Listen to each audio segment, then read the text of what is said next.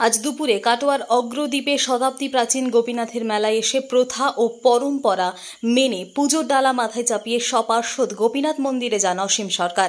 ধর্মস্থানে রাজনীতির কথা না বললেও ভারতের সমস্ত রকম দুর্নীতির অবসান চেয়ে গোপীনাথের পুজো দিলেন পূর্ব বর্ধমান কেন্দ্রের বিজেপি প্রার্থী অসীম সরকার। পুজো দেওয়ার পর সাংবাদিকদের বলেন, ধর্মস্থানে রাজনীতির কথা বলবো না, তবে গোপীনাথকে বলেছি ভারতের সব দুর্নীতির ধ্বংস হোক। এদিন স্বভাবসিদ্ধ ভঙ্গিমায় ছন্দ মিলিয়ে উপস্থিত নেতাকর্মীদের সঙ্গে বিজেপি প্রার্থী কবিয়াল অসীম সরকার কথা বলছিলেন।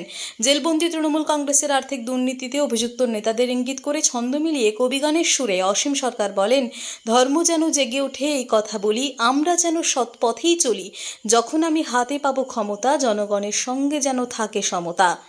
জনগণের টাকা মেরে নিজের টাকা বেড়ে তারপর যেন না ঢুকি ওই জেলখানার ভেতরে। পুজোর শেষে নির্বাচনী পথসভায় অংশ নিতে অসীমবাবু জেলা সম্পাদক সীমা ভট্টাচার্যকে নিয়ে কাটোয়া শহরের দিকে রওনা দেন। ধর্মস্থানে রাজনীতির কথা নয়, আপনি অভিভাবক, আপনার কথা শুনে বলছি, তবুও এই মুহূর্তে লোকসভা নির্বাচন কি ভাবছেন? আমি ধর্মস্থানে একটা কথাও বলবো না, আমি রাজনৈতিক কোনো কথা বলবো না, কারণ এখানে এসেছি আমরা ত্রিতাপ জ্বালা থেকে মুক্তি পাওয়ার জন্য। এখানে রাজনৈতিক কথা বলে আমি এখানকার আদর্শকে আমি নষ্ট করতে চাই। আমি আলাদা মানুষ। আপনারা যেটা বলছেন আমি এক কথাই বুঝিয়ে দিয়েছি, ধর্মের জয় হোক আর দুর্নীতিগ্রস্ত অধর্ম তারা ধ্বংস হোক এখান থেকে, এটাই আমার কথা। হ্যাঁ বলুন।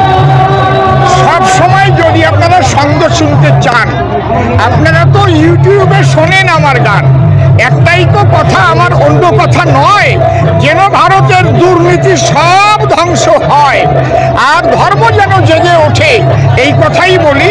আমরা যেন সবাই সেই সৎ পথেই চলি। যখন আমি হাতে পাবো ক্ষমতা, জনগণের সঙ্গে যেন থাকে সমতা, জনগণের টাকা মেরে নিজের টাকা বেড়ে তারপরে যেন না ঢুকি ওই জেলখানার ভিতরে। হরিবল হরিবল।